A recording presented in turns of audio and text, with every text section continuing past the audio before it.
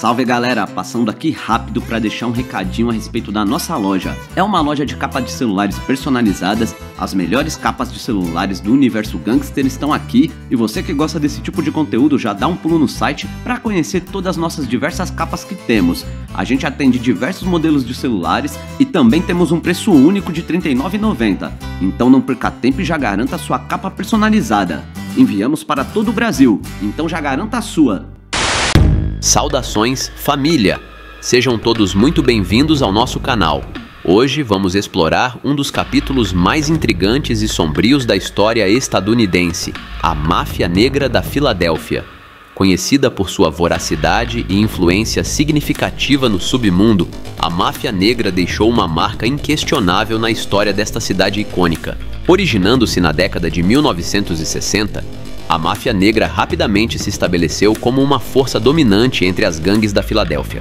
Composta por cerca de 100 membros e uma extensa rede de 300 contrabandistas, a organização não só controlava o comércio ilícito, mas também mantinha uma reputação temida por sua implacabilidade e a insanidade de seus membros. No centro deste conto de poder e perigo estava Samuel Christian, o carismático e infame líder, cujo nome era sinônimo de temor nas ruas da cidade. Com sua astúcia e muita frieza, Christian personificou a essência da máfia negra, estabelecendo um reinado de medo que ecoaria por décadas. Neste vídeo, vamos explorar os eventos que levaram à ascensão e queda da máfia negra. Vamos mergulhar nas disputas intensas com outras gangues, nas alianças voláteis e nos personagens icônicos que moldaram essa era do submundo na Filadélfia. Prepare-se para descobrir os segredos obscuros e as histórias fascinantes por trás dessa organização clandestina. Vamos examinar como a máfia negra influenciou não apenas a vida nas ruas, mas também a cultura e a política da Filadélfia moderna. Não se esqueça de se inscrever no canal e ativar as notificações para não perder nenhum detalhe deste mergulho profundo na história da máfia negra da Filadélfia. Eu tô deixando meu Pix junto com o link do Apoia-se e da loja nos comentários fixados. Considerem se tornarem apoiadores. Isso é fundamental para que possamos desenvolver o canal cada vez mais. Agora, vamos desvendar os mistérios e revelar a verdade por trás deste capítulo crucial da história estadunidense. Bora pro vídeo!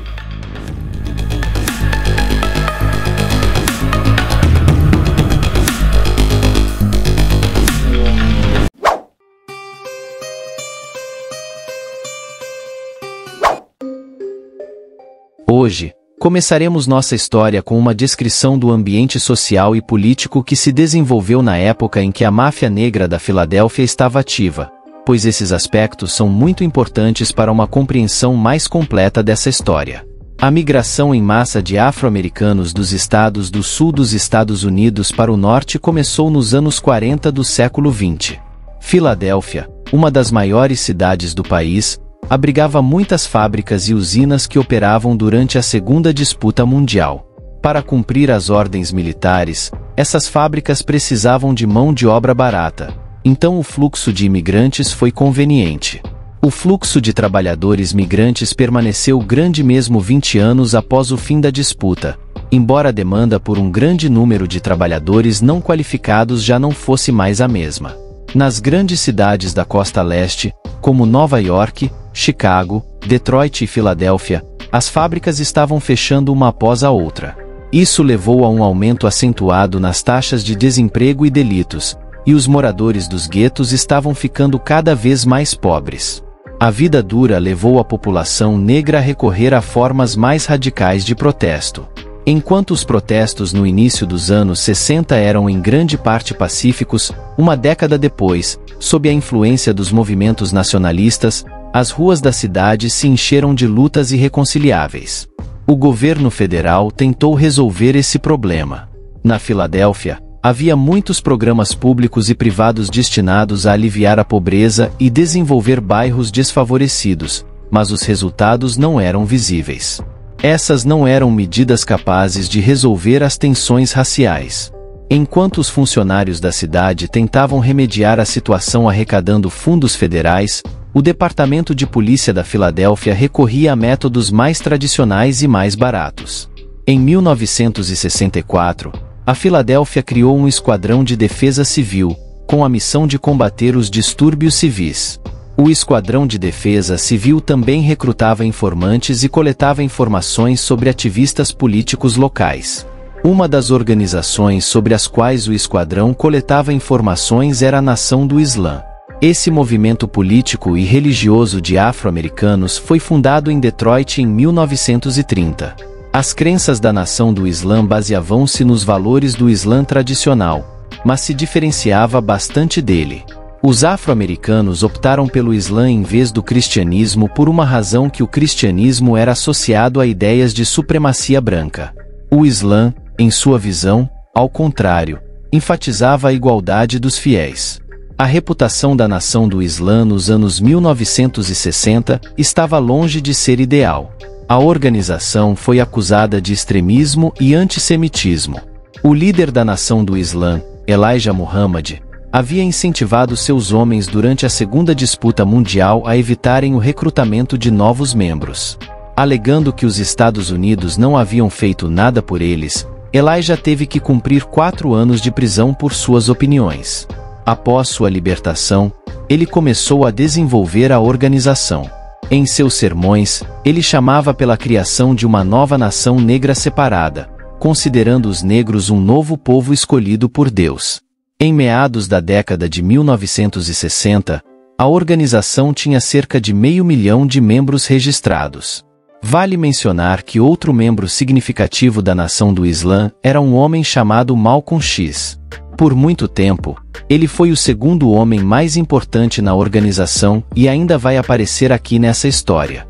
Na Filadélfia, assim como em muitas outras cidades, havia uma filial da Nação do Islã, e era uma mesquita sob a liderança de Jeremias Shabazz. Durante tempos difíceis para a Nação do Islã, Shabazz passava muito tempo pregando e recrutando novos membros. Havia rumores de que ele foi o responsável por despertar o interesse do boxeador Cassius Clay, mais conhecido como Muhammad Ali, pelas ideias da Nação do Islã. Shabazz também tinha muitas conexões no submundo da Filadélfia, e um de seus seguidores era Samuel Christian, um dos nossos principais personagens de hoje. Samuel Christian teve seu primeiro encontro com a lei em 1959, quando tinha apenas 14 anos. Ele foi preso por assalto portando um berro junto com outros 3 adolescentes. Aos 20 anos, Christian já havia acumulado várias prisões por participar de jogos de azar ilegais. Segundo relatos de seus amigos do bairro, ele era um homem de físico muito forte. Com menos de 1,80 metros de altura, pesando 100 quilos, esses caras eram frequentemente chamados de valentões de pescoço grosso, e Christian se destacava até mesmo entre eles. Roubo e porte ilegal eram apenas uma parte de seus delitos aos 20 anos. Aos 25, Christian quase acabou na prisão junto com 2 cúmplices. Ele decidiu roubar conhecidos que se reuniram para jogar cartas. Não era a primeira vez que Christian escolhia pessoas que conhecia pessoalmente como alvos. Todos os participantes do assalto usavam meias na cabeça para esconder suas identidades. Mas, no entanto, as coisas não saíram como planejado durante esse roubo. Primeiro, houve uma briga durante a qual a meia de Christian foi arrancada. Em seguida, disparos foram feitos, acabando com um dos jogadores. Subsequentemente, 3 das vítimas conseguiram identificar Christian como um dos participantes do roubo, mas ele teve a sorte de escapar da punição. O caso foi arquivado porque as vítimas tinham medo de testemunhar contra ele. A insanidade de Sam era lendária. Um detetive da Filadélfia mais tarde descreveu Sam da seguinte maneira: se você o vir na rua, saque sua pistola imediatamente. Se ele te vir e suspeitar que você vai prendê-lo, ele acabará com você primeiro. Sam tentou reunir ao seu redor os mais ferozes e amargurados gangsters capazes de causar temor em qualquer um. Os pesquisadores acreditam que a gangue, mais tarde chamada pelos jornalistas de Máfia Negra da Filadélfia, foi fundada por Samuel Christian não antes de setembro de 1968. O número exato de seus membros no início da organização é desconhecido, mas os nomes de todos os seus líderes são conhecidos. A liderança da Máfia Negra em 1968 consistia em 14 pessoas. Eram indivíduos relativamente jovens, com uma média de idade de 29 anos. Praticamente todos já tinham uma lista impressionante de prisões, a maioria por envolvimento em quedas. O primeiro delito documentado cometido pela máfia negra se acredita ter sido uma queda que ocorreu em 19 de abril de 1969. Naquele dia, Nathaniel Williams, apelidado de Rock and Roll, um dos fundadores do grupo, convidou alguns conhecidos da sua organização para jogar dados. Mas ele mesmo decidiu não jogar e acabou indo embora. Porém, meia hora depois, vários homens muito bem equipados invadiram o local onde o jogo estava sendo realizado. Ameaçando todos do grupo, forçaram os jogadores a entregar todo o dinheiro, joias e objetos de valor aos líderes da máfia negra. Rapidamente se espalharam rumores de que o organizador desse audacioso roubo era o próprio Williams. Uma das testemunhas contou a Sam Christian que viu Williams dirigindo o carro que levou os assaltantes embora do local do roubo. Sam considerou isso evidência suficiente, e, no mesmo dia, 2 horas após o roubo, várias testemunhas oculares viram Williams sendo retirado à força de um bar na 15ª Avenida. No dia seguinte, seu corpo, com marcas de 4 marcas de balas, e foi encontrado em um subúrbio da Filadélfia. A queda foi caracterizada pela polícia local como uma execução da máfia negra. A polícia conseguiu até prender um dos suspeitos, o parceiro de Sam, Jerome Barnes, mas devido à falta de provas e à ausência de testemunhas que concordassem em identificá-lo, todas as acusações contra ele foram retiradas. Em maio daquele ano, um membro da máfia negra, Richard James, mirou em um funcionário da prefeitura, David Trulli. Trulli estava prestes a testemunhar em um grande julgamento por fraude, e essa máfia negra foi contratada para lidar com ele. Um homem desconhecido ligou para Trulli em casa e disse que tinha documentos que poderiam ser de seu interesse. Intrigado, Trulli chegou tarde da noite aos arredores da cidade, onde foi recebido por vários jovens de pele escura, incluindo James. Após confirmar que o funcionário estava diante deles, informaram que os documentos seriam trazidos em breve por um amigo em comum e, enquanto isso, se ofereceram para caminhar até o local do encontro.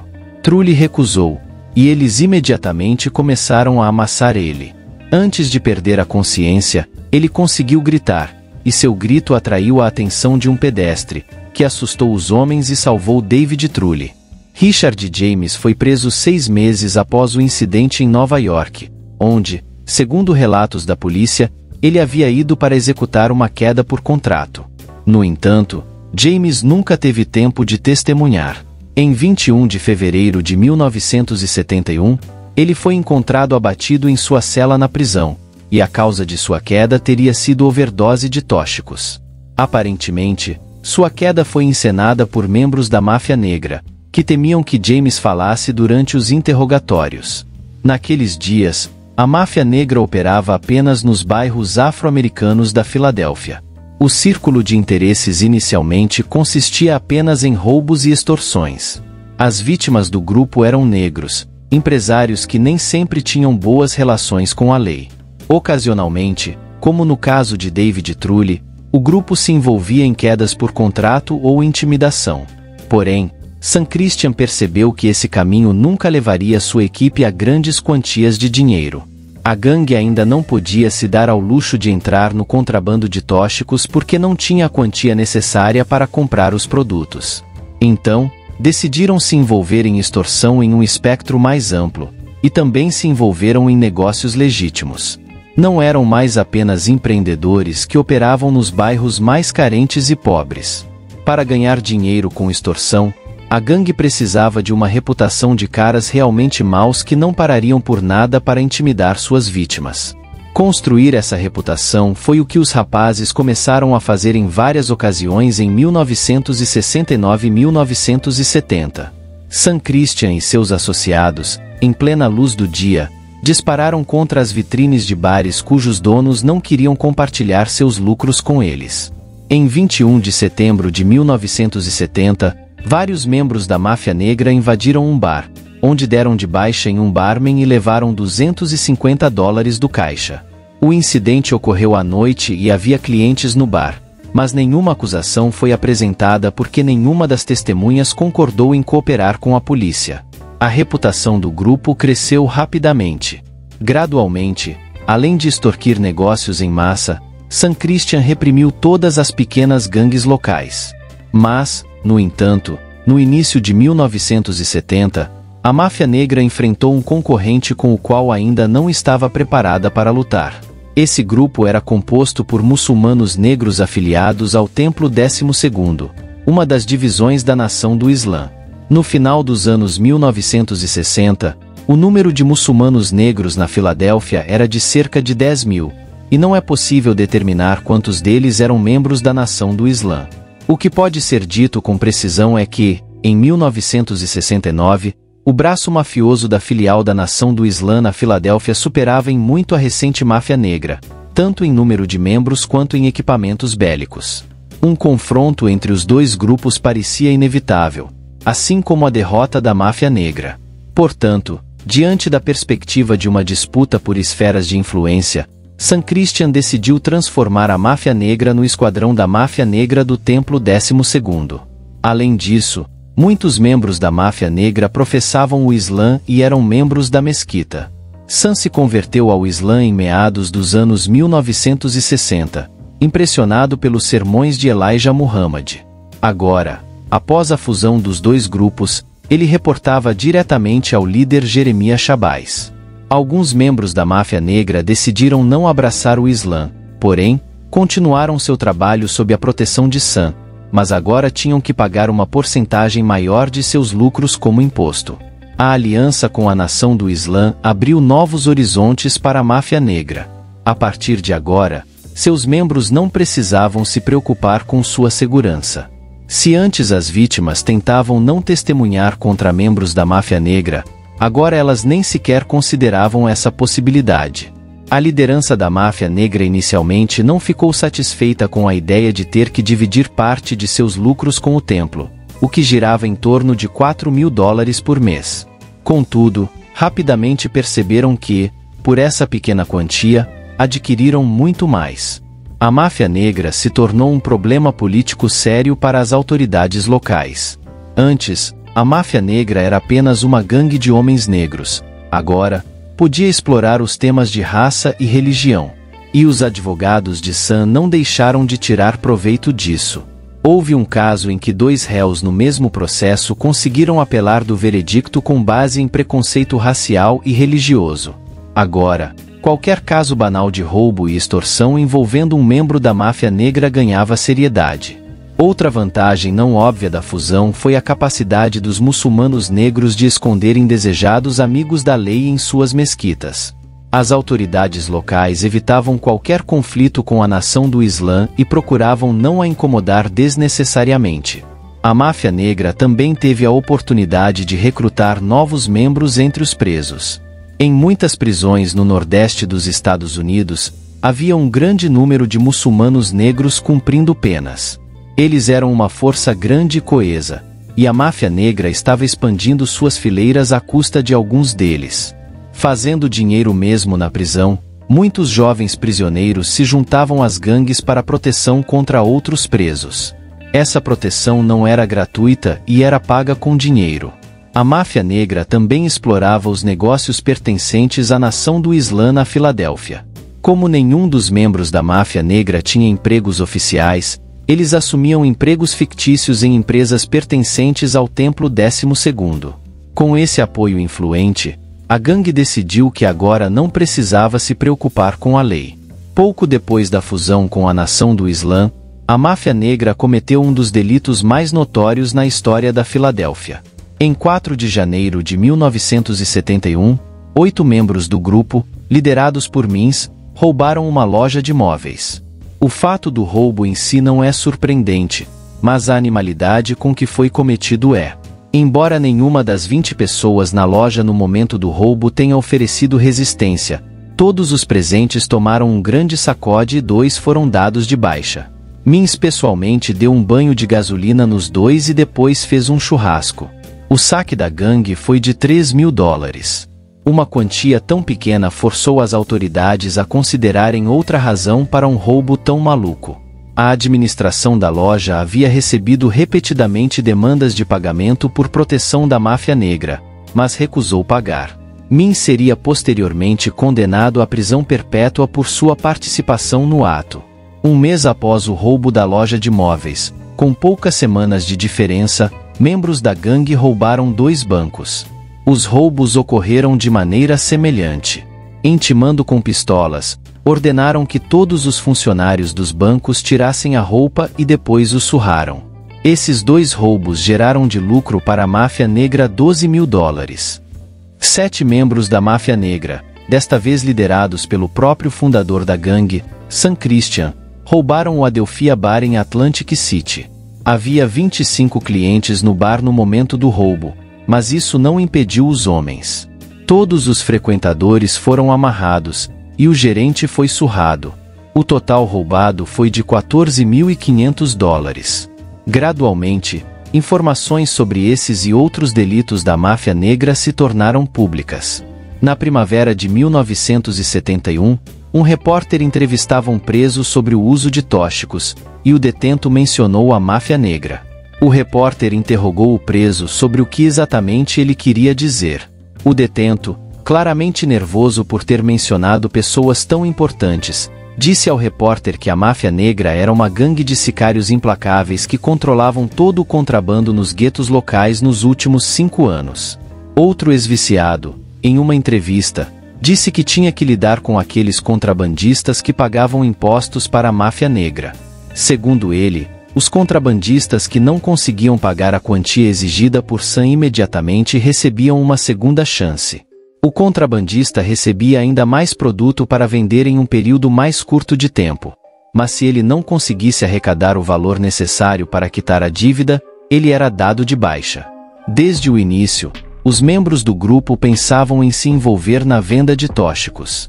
No começo, a única coisa que os impedia era a falta de dinheiro, mas, com o passar do tempo, à medida que a máfia negra crescia em poder, conseguiu controlar muitos contrabandistas. Naquela época, o tóxico mais popular nos bairros negros da Filadélfia era a heroína. A maior parte da heroína na Filadélfia era enviada por meio de Nova York, através de canais que Frank Matthews havia estabelecido. Em Nova York, ele vendia heroína por meio de sua própria rede de homens. Ele operava de maneira diferente em outras cidades. Vendia o produto a granel para contrabandistas locais, que vendiam por conta própria. Enquanto estava na Filadélfia, Frank Matthews cooperava com Tyrone Palmer. No entanto, em 2 de abril de 1972, Palmer foi dado de baixa por membros da máfia negra. Ele teve seu fim em frente a uma grande multidão no Harlem Glue Club em Atlantic City. Este clube, onde o próprio Frank Sinatra gostava de tomar café da manhã, tornou-se o cenário de um verdadeiro ato insano. Durante a troca de balas, além de Palmer, um de seus seguranças e 3 mulheres que acompanhavam o gangster foram dados de baixa. Cerca de 20 pessoas ficaram feridas durante o tiroteio indiscriminado e o pânico subsequente. Quase todos os membros da máfia negra, incluindo Sam Christian, conseguiram deixar o clube, mas quase todos foram presos logo em seguida. Apenas Sam Christian conseguiu sair de Atlantic City. Ele conseguiu chegar a Chicago, onde encontrou refúgio nas mesquitas da Nação do Islã. A queda de Palmer foi um sinal para Matthews, um aviso de que ele deveria compartilhar com a máfia negra a renda que ele havia ganhado em seu território. Matthews não entendeu o recado de imediato, e os homens de Sam tiveram que eliminar mais 3 contrabandistas conectados a ele. Somente após essa série de baixas Matthews concordou em pagar 10% do dinheiro que ganhava. Na Filadélfia, a investigação das quedas terminou da mesma forma que muitos outros casos da máfia negra. Todas as acusações foram retiradas, pois as vítimas e testemunhas se recusaram categoricamente a comparecer ao tribunal e testemunhar. Após essa queda, o lugar vago foi ocupado por Benjamin Major Cochon. Cochon pode ser considerado uma das figuras mais notáveis, não apenas da Filadélfia, mas de todo o submundo estadunidense. Empresário, ativista dos direitos civis e proprietário de um dos maiores clubes noturnos da Filadélfia, ele se gabava de sua amizade com o grande boxeador Muhammad Ali. Basta dizer que, após uma de suas vitórias, Muhammad Ali disse: ao vivo na televisão, que estava dedicando a vitória a seu amigo, o próximo prefeito de Camden, Mayor Cochon. Em 1972, Cochon realmente se candidatou a prefeito de Camden, uma pequena cidade nos subúrbios da Filadélfia, mas não teve sucesso. Cochon rapidamente percebeu que era melhor manter boas relações com a máfia negra. Ele forneceu à gangue muitas conexões no contrabando e ajudou a lavar dinheiro. Juntos, Cochon e a máfia negra registraram várias empresas e eles também trocaram muitos conselhos sobre quais tipos de fraudes financeiras eram mais lucrativos. Foi por conselho de Cochon que a gangue desenvolveu um esquema fraudulento envolvendo uma empresa fictícia chamada Pyramid Enterprises. A essência do golpe envolvia solicitações de cartões de crédito feitas em nomes fictícios de funcionários de uma empresa que nunca existiu. As empresas de cartão de crédito obtinham 2 números de telefone da empresa, cujas chamadas eram encaminhadas para um falso funcionário da Pyramid. Quando os funcionários do banco ligavam para a empresa para verificar se o solicitante era um funcionário, recebiam todas as informações necessárias. Enquanto isso, várias organizações, incluindo a DEA, estavam rastreando as atividades de Frank Matthews. Em 5 de janeiro de 1973, ele foi preso em Las Vegas. Matthews foi acusado de várias infrações relacionadas à posse e distribuição de mais de $1,5 milhão em heroína. Na mesma época, o Serviço da Receita Federal estadunidense, IRS, também foi atrás de Matthews, entrando com uma ação para recuperar $7 milhões. Matthews poderia ficar atrás das grades por 50 anos. O valor da fiança em seu caso era de cerca de $5 milhões, mas os advogados conseguiram reduzi-lo para 100 mil. Após o pagamento da fiança, Matthews foi libertado da prisão. Desde então, nunca mais foi visto. Houve rumores de que ele havia escondido $20 milhões em um lugar seguro e depois fugido do país. Em qualquer caso, Matthews desapareceu sem deixar rastro. Com sua partida, a máfia negra perdeu uma quantidade significativa de lucros. Além disso, com a saída de Matthews, havia uma rede totalmente operacional de distribuidores para quem ele fornecia o produto, e ela ficou sem o produto. A organização da máfia negra decidiu aproveitar essa oportunidade, e foi aí que Cochon entrou em cena. Graças às suas conexões, ele conseguiu encontrar um fornecedor em Nova York, que, segundo rumores, era ligado à família Gambino. Ele começou a entregar a mercadoria de Nova York para Filadélfia, e a máfia negra a vendia através de uma rede de contrabandistas de quem anteriormente extorquia dinheiro e agora os forçava a trabalhar para si. Em janeiro de 1973, as atividades da máfia negra chamaram a atenção não apenas das autoridades, mas também da mídia federal. Se antes apenas os moradores da Filadélfia e dos subúrbios sabiam sobre a máfia negra, após a comissão desta queda monstruosamente louca, sua popularidade atingiu um novo nível. Na metade da década de 1950, um jovem chamado Ernest Timothy McGee juntou-se à nação do Islã. Através de suas habilidades oratórias, McGee conseguiu atrair a atenção dos líderes da nação do Islã, incluindo Malcolm X e Elijah Muhammad. Eles ficaram impressionados com suas habilidades e começaram a promover sua carreira dentro das fileiras da organização. No entanto, ele logo caiu em desgraça. Suas crenças estavam em desacordo com as políticas que a organização buscava implementar. Após uma discussão particularmente acalorada com Elijah, Ernest McGee mudou-se para Nova York, onde se converteu ao ramo sunita do Islã e abriu um centro hanafi no Harlem. Ele também mudou seu nome para Hamaz Abdul Khalis e começou a desenvolver seu movimento. No final de 1972, o movimento de Khalis contava com cerca de 1.000 membros.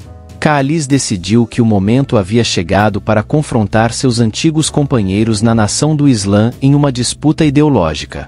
Ele escreveu uma carta de denúncia e a enviou para 57 mesquitas da nação do Islã em todo o país.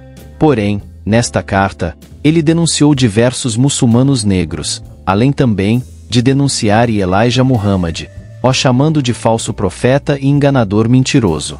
Poucos dias depois, Khalis enviou outra carta acusando Elijah de enganar e roubar as pessoas, condenando-as a um caminho para o inferno e exortando os congregantes a deixarem a seita. A mesquita na Filadélfia também recebeu sua cópia da carta.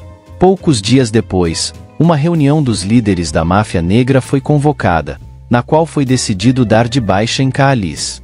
Em 12 de janeiro de 1973, vários membros da máfia negra viajaram para Washington, D.C., onde Kaalis tinha uma casa de 3 andares, para fazer um reconhecimento. Eles ficaram satisfeitos com os resultados do reconhecimento.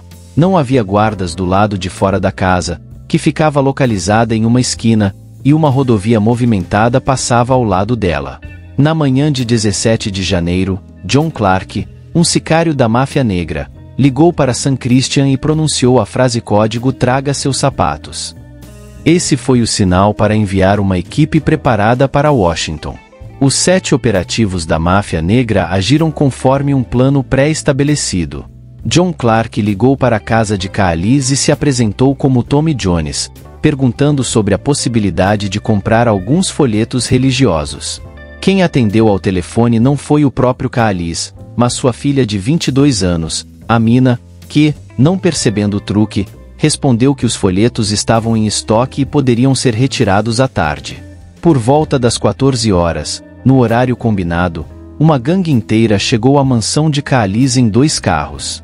2 dos membros da gangue bateram na porta. Amina, a filha de Kaalis, que teve a sorte de sobreviver ao ato, mais tarde recordou que olhou pela janela e viu 2 caras bem vestidos no pátio. Ela notou que cada um deles tinha um cigarro atrás da orelha. Ela achava isso muito incomum para muçulmanos. Amina não abriu a porta ela mesma porque, segundo os princípios religiosos Hanafi, uma mulher não deve abrir a porta para estranhos. A porta foi aberta por seu irmão Davud, deixando-a presa na corrente. Os visitantes pediram um único panfleto e entregaram um valor superior ao seu valor de $1. Davud se desculpou brevemente e foi para um quarto buscar o troco. Quando ele estava prestes a entregar, uma arma foi apontada para sua cabeça. John Clark disse a Davud para abrir a porta e se afastar dela. Uma vez dentro do quarto, um dos operativos da máfia negra gritou que era um assalto. Os bandidos reuniram todos os ocupantes adultos da casa na sala de estar, onde os fizeram deitar de bruços no chão e amarraram as mãos e os pés de todos. Clark perguntou em voz alta se havia mais alguém na casa, e foi informado de que havia 3 crianças nos andares superiores. Clark ordenou que seus homens encontrassem todas as pessoas na casa. Enquanto procuravam, os bandidos reviravam os pertences em busca de qualquer coisa de valor.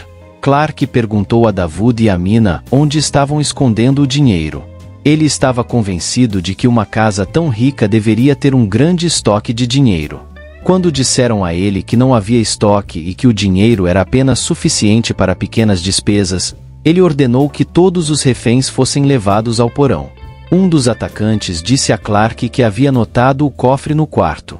Quando Davud deu a chave para Clark, se descobriu que o cofre estava vazio. Clark, enfurecido, levou Davud a uma sala de oração, obrigou-o a ajoelhar-se e o deu de baixa com 3 balas no seu globo. Depois de eliminar Davud, Clark perguntou a Amina por que seu pai havia escrito aquelas cartas. Amina respondeu que nunca havia se envolvido nos assuntos de seu pai. Clark a levou para o 3º andar e ordenou que ela se ajoelhasse, e a baleou. Incrivelmente, a garota conseguiu sobreviver. Deitada no chão, ela testemunhou um dos comparsas de Clark acabar com seu irmão mais novo. Nesse momento, um dos comparsas notou que Amina ainda estava respirando. Ele atirou mais 2 vezes na cabeça dela. Amina sentiu uma dor terrível, mas conseguiu sobreviver. Os projéteis usados pelos sicários eram antigos. Quando atingiram a cabeça dela, acharam. Apesar de ter levado 3 balas na cabeça, ela não apenas sobreviveu, mas nem sequer perdeu a consciência. No mesmo momento, outra pessoa entrou repentinamente na casa. Era um amigo da família de Kaalis, Abdul Noor. Abdul encontrou a esposa de Kaalis, que havia esquecido sua carteira em casa, não muito longe da casa perto do supermercado local. Abdul concordou em fazer uma rápida viagem até a casa dela e trazê-la de volta. Quando ele chegou à casa de Kaalis, não percebeu nada de estranho. Depois que Noor abriu a porta, 3 sicários da máfia negra pularam nele, o amarraram e o amordaçaram. Ele foi então levado para o 3º andar, onde foi dado de baixa com 2 balas e deixaram as crianças. Um dos membros do bando, James Price, razoavelmente observou que achava desnecessário matar os mais jovens porque eram muito novos para reconhecer os homens. Segundo o relato da sobrevivente Amina, ele também proferiu uma frase, cujo significado era que ele havia se alistado apenas para roubar a casa de Hamas e possivelmente acabar com ele, mas não para passar geral. O outro sicário, posteriormente identificado como Ronald Harvey, respondeu que eles também deveriam morrer por serem descendentes de um hipócrita. Todos na casa no momento do ataque foram dados de baixa, exceto Amina, que ficou gravemente ferida. No entanto, o principal alvo dos agressores, Kaalis, não estava entre eles. Os sicários decidiram aguardá-lo também. A esposa de Kaalis, a Jaja, estava do lado de fora do supermercado, esperando Abdul Noor trazer sua bolsa. A jornada do supermercado até sua casa levou menos de 10 minutos. Quando ouviu um barulho na janela vizinha, Kaalis perguntou em voz alta quem estava lá, ao que Ron Harvey respondeu que era Tommy. Naquele momento, Kaalis percebeu que algo terrível havia acontecido. Ele gritou para sua esposa ir imediatamente aos vizinhos e chamar a polícia. Em seguida, ele foi até a porta da frente, que naquele momento se abriu. Ron Harvey tentou puxar Kaalis para dentro, mas ele, sendo um homem bastante forte, conseguiu se libertar e fugir de casa. Ron Harvey correu atrás dele, mas percebeu que só atrairia a atenção dos pedestres, então se virou e correu para a porta dos fundos. Os outros cúmplices do golpe pensaram que Kaalis havia levado policiais para dentro da casa e fugiram. Kaalis conseguiu pular em seu carro, esperando alcançar pelo menos um dos sicários. No entanto, logo perdeu de vista e voltou para sua casa. Todos os homens conseguiram deixar Washington sem problemas, mas a máfia negra havia falhado completamente. Kaalis sobreviveu, e os agressores deixaram uma evidência crucial maciça contra si mesmos na cena do delito. O ganho financeiro foi insignificante. Os homens encontraram apenas $3.000 na casa de Kaalis. Eles doaram $2.000 para o templo e dividiram os $1.000 restantes entre eles. O resultado desta queda sem precedentes em sua foi a baixa de 7 pessoas. Isso abalou todo os Estados Unidos. A reação dos oficiais da Nação do Islã foi interessante. Quando perguntado pelos repórteres se os agressores realmente eram membros do Templo 12º, Jeremias Shabazz disse que não queria responder porque os jornalistas escreveriam que os agressores eram muçulmanos negros. Outro líder da Nação do Islã, Louis Farrakhan, foi ainda mais longe, dizendo que o ato era obra de agentes do FBI tentando desacreditar seu movimento. Um Kaalis desolado culpou a Nação do Islã pelo delito em cada uma de suas entrevistas. Até o boxeador Muhammad Ali, a quem Kaalis acusou de financiar os muçulmanos negros, se meteu em apuros. O boxeador teve que fazer um pronunciamento especial à imprensa, negando categoricamente qualquer envolvimento da Nação do Islã no ato. As autoridades policiais pensaram de outra forma. Perto da cena do delito, a polícia encontrou uma mala contendo uma pistola 38, uma cópia do Philadelphia Daily News, vários cartões de crédito pertencentes a um homem chamado Willie Orton e um contra-cheque em nome de John Clark. Se descobriu que a pistola pertencia a um membro da organização da Filadélfia Nação do Islã, e os cartões de crédito pertenciam a um homem que havia sido roubado por membros da máfia negra alguns meses antes. O mesmo cartão de crédito foi usado por sicários para pagar por um quarto de hotel onde a gangue ficou na noite anterior às quedas. Como resultado, todos envolvidos no ataque foram presos, apesar da abundância de provas circunstanciais. O depoimento mais valioso veio de um dos participantes do ataque, James Price, em 7 de junho de 1973. Amina Khalifa o identificou como um dos participantes do ataque de janeiro de 1973. Além de ser acusado deste ato, Price também foi acusado de vários delitos em Filadélfia, desejando se salvar da pena de queda. Price concordou em cooperar com as autoridades, e ele confessou o ato em 3 de julho de 1973. Agentes do FBI obtiveram uma confissão de 45 páginas em que Price detalhou todas as circunstâncias do ato em Washington. Os outros participantes do crime foram indiciados em 15 de agosto daquele ano. O tribunal anunciou a sentença neste caso em 1974. 4 dos 7 agressores foram condenados à prisão perpétua.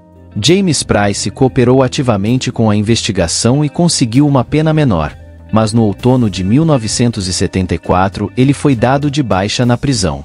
Apenas um participante do ataque, Jerome Sinclair, conseguiu escapar da punição. O tribunal o absolveu por falta de provas. Caalis ficou indignado com a decisão do juiz. Ele esperava que todos os sicários fossem condenados à queda.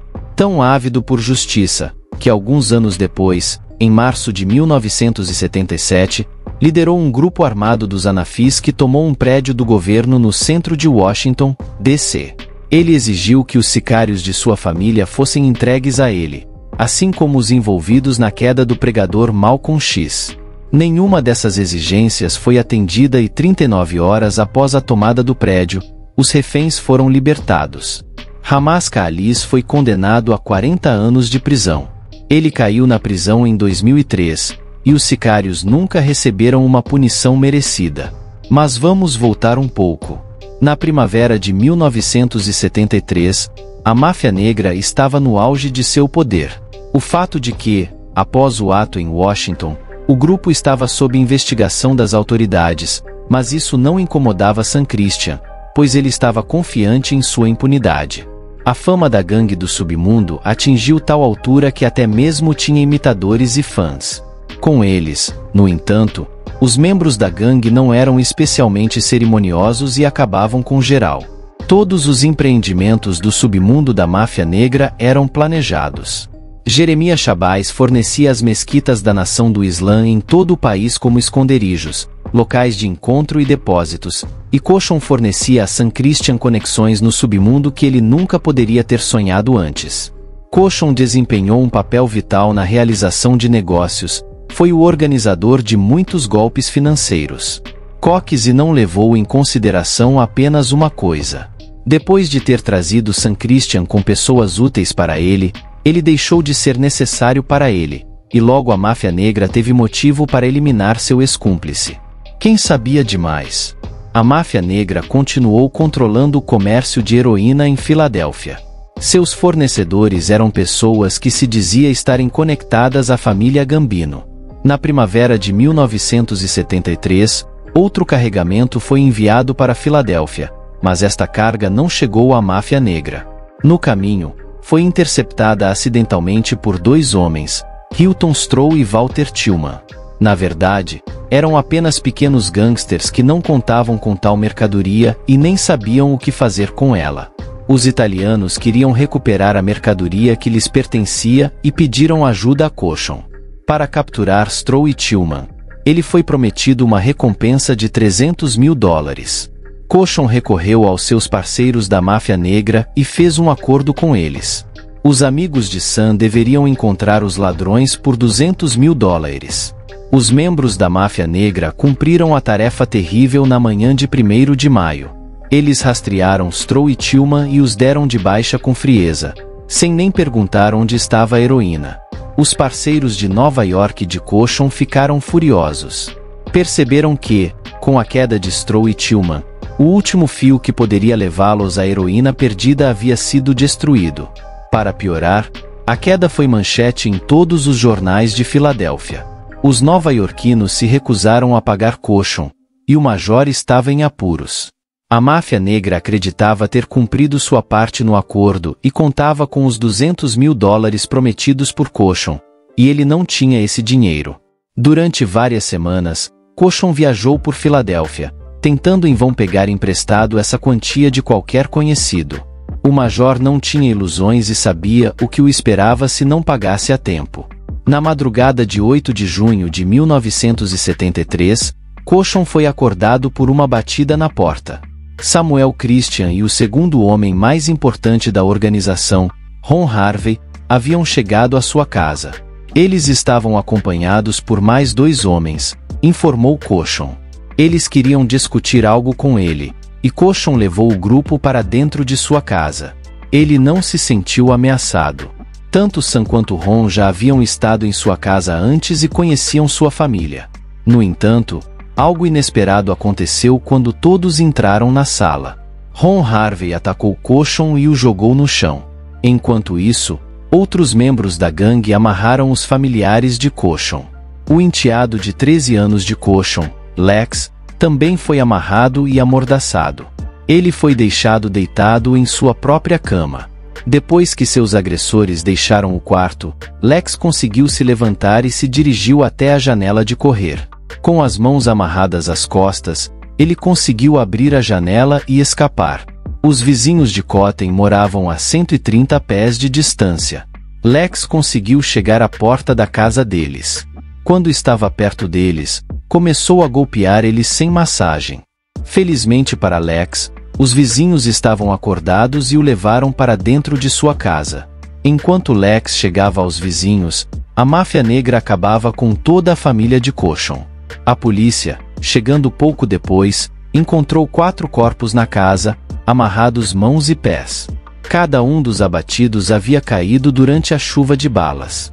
Mas, no entanto, a única sobrevivente que conseguiu escapar foi sua primeira esposa. Mesmo assim saiu gravemente debilitada e posteriormente cega devido aos atos. A polícia começou a interrogar testemunhas. Os moradores do bairro não puderam fornecer informações às autoridades. Ron Harvey foi intimado a depor no caso de quedas em Washington. Em sua confissão franca, descreveu-se como um dos protagonistas daquele drama. Ron Harvey nunca compareceu à audiência, pelo que foi posteriormente preso por desacato ao tribunal em 3 de julho. Ron Harvey também foi acusado de 11 delitos relacionados à queda da família de Cochon. Sua esposa, Lucinda, conseguiu pagar fiança de $165 mil. Após isso, Harvey fugiu da cidade.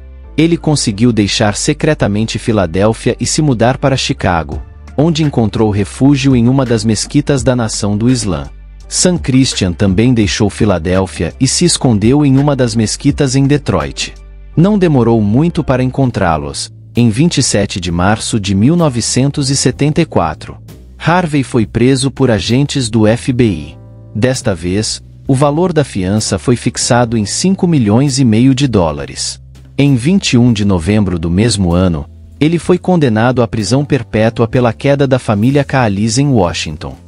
3 anos depois, foi julgado novamente, desta vez pela queda da família Cochon. O resultado foi outra pena de prisão perpétua. Pouco depois dessa condenação, em agosto de 1977, ele caiu de insuficiência cardíaca em um hospital prisional em Springfield. Sam Christian não conseguiu permanecer livre tanto tempo quanto Harvey.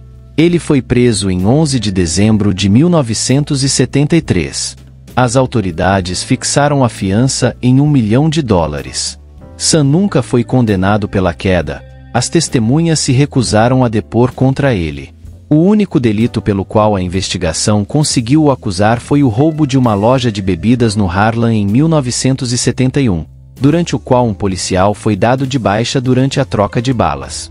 Sam foi condenado a uma pena de 20 anos de prisão, mas foi libertado condicionalmente em novembro de 1988. Após a prisão de Sam Christian, o cargo de supervisor passou para Eugene Bobanes. Na véspera de Ano Novo de 1974, a máfia negra decidiu organizar um baile para a liderança e pessoas próximas. Cerca de 50 pessoas compareceram, e o baile ocorreu em um dos melhores salões de Filadélfia.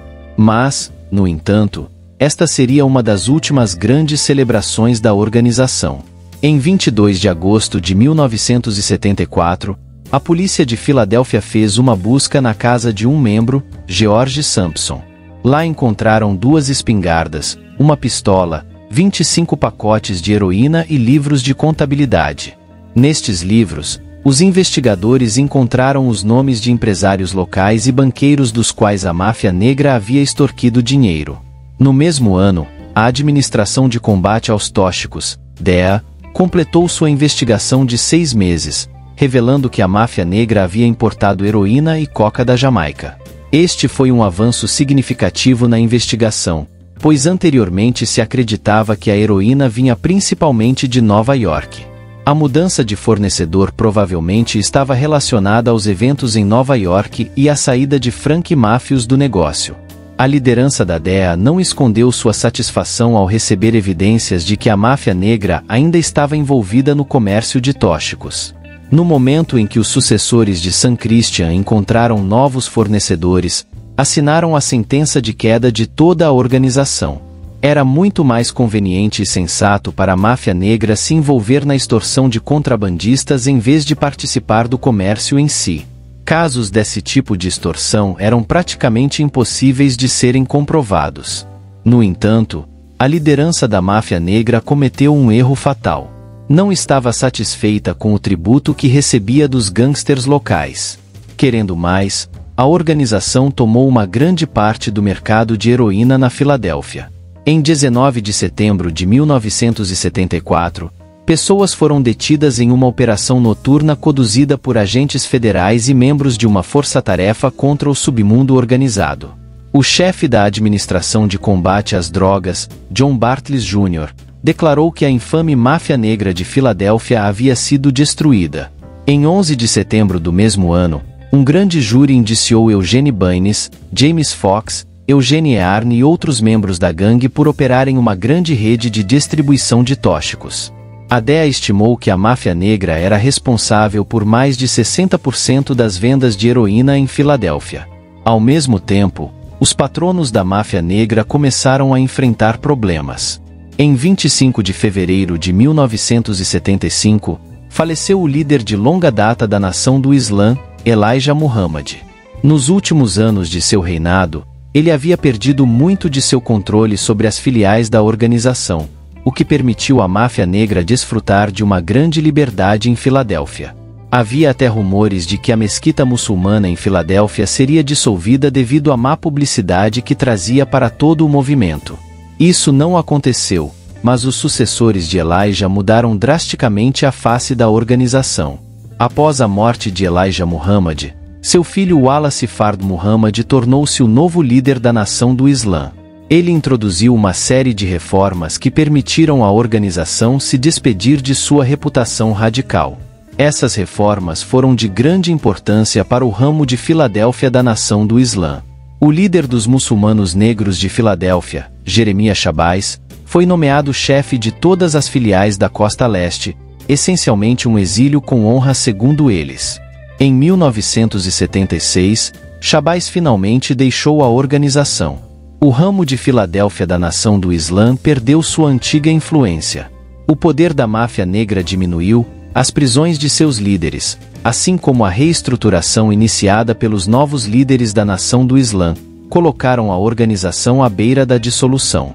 Outras gangues perceberam esse momento e começaram a recuperar territórios perdidos. Em 15 de junho de 1975, o interino Sam Christian Jerome Barnes foi fatalmente dado de baixa à luz do dia. Os líderes da gangue, que recentemente haviam aterrorizado outros, agora se viram vitimizados por rivais. Em 5 de novembro de 1975, Herschel Williams foi derrubado enquanto caminhava pelas ruas. Um dos fundadores da organização foi morto por causa de uma dívida de $2.000 pelo fornecimento de coca. No entanto, há opiniões de que uma quantia tão pequena de dívida não poderia ter sido o motivo do ato e, na verdade, Herschel foi executado por causa do desejo de outros membros da máfia negra, Roy Hoskins e Lonnie Dawson, de tomar conta de seu território do contrabando. Hoskins e Dawson foram logo presos e condenados à prisão perpétua. Na década de 1980, muitos membros da máfia negra encontrarão-se em liberdade.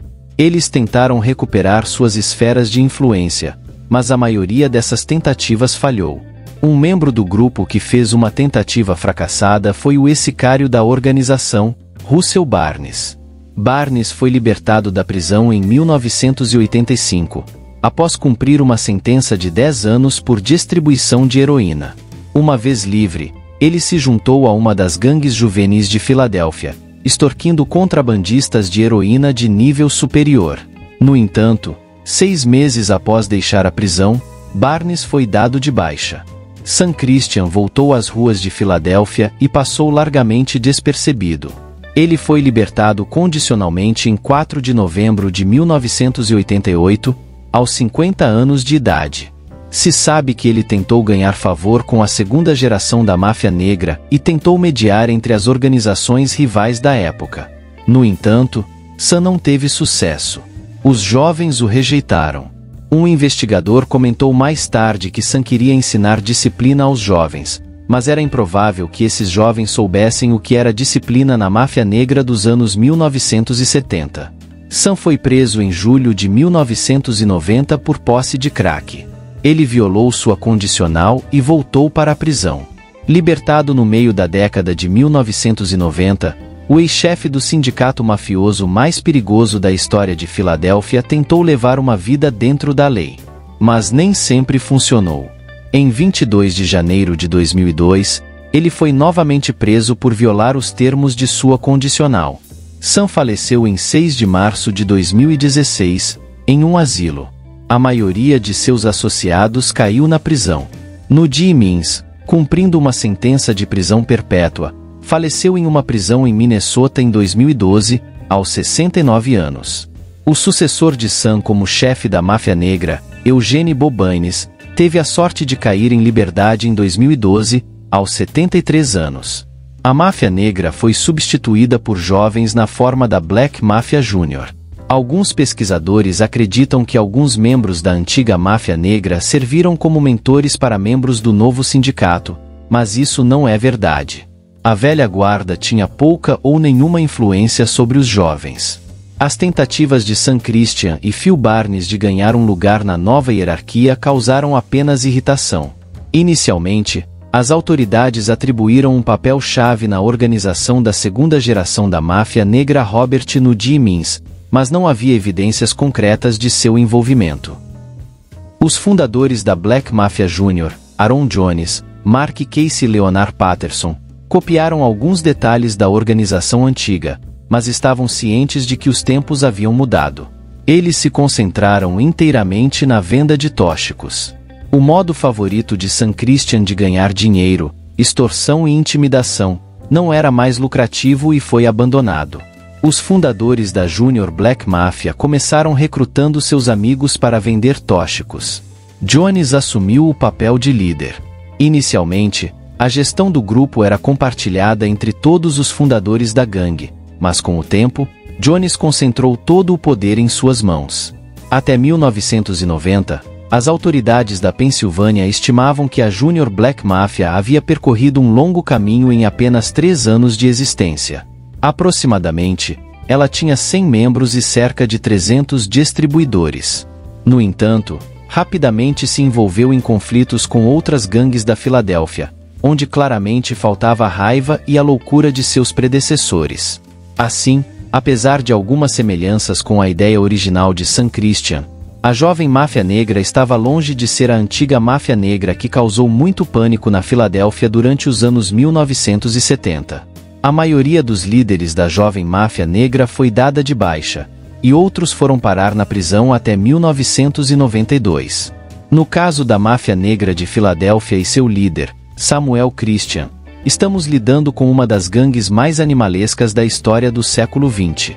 Samuel Christian era único no sentido de que apenas o mencionar de seu nome podia instilar medo nos habitantes das ruas e bairros da Filadélfia.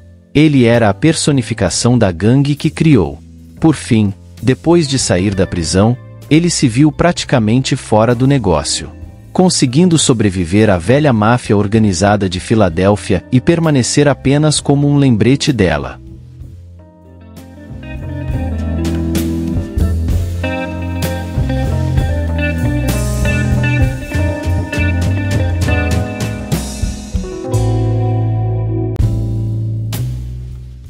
E assim concluímos nossa jornada pela história fascinante e sombria da máfia negra da Filadélfia. Ao longo deste vídeo, exploramos os altos e baixos dessa organização que deixou uma grande cicatriz na cidade e na imaginação popular. Desde seus humildes começos, Até seu apogeu como uma força dominante no submundo, a máfia negra não apenas controlava o comércio ilegal, mas também moldava o tecido social e político da Filadélfia. A figura de Samuel Christian, com sua habilidade estratégica e frieza implacável, personificava o poder e o perigo dessa era tumultuada. Ao longo dos anos, a máfia negra enfrentou batalhas insanas com rivais e desafios legais que eventualmente levaram ao seu declínio. Muitos de seus líderes foram presos ou dados de baixa, e seu legado é agora um lembrete sombrio de um tempo passado. É crucial entender como a história da máfia negra continua a ressoar nos dias de hoje. Seus impactos foram profundos, afetando não apenas o submundo local, mas também as políticas de segurança pública e as comunidades afetadas por décadas de caos e desigualdade. Esperamos que este vídeo tenha fornecido informações valiosas e uma compreensão mais profunda de um capítulo significativo da história estadunidense. Se você gostou deste conteúdo, não se esqueça de deixar seu like, comentar suas opiniões e compartilhar com amigos interessados no tema. Não perca os próximos vídeos, onde continuaremos a explorar temas fascinantes e complexos como este. Se inscreva no canal e ative as notificações para acompanhar nossas próximas investigações e análises. Agradecemos por assistir e por se juntar a nós nesta jornada através dos mistérios e impactos da máfia negra da Filadélfia. Até a próxima!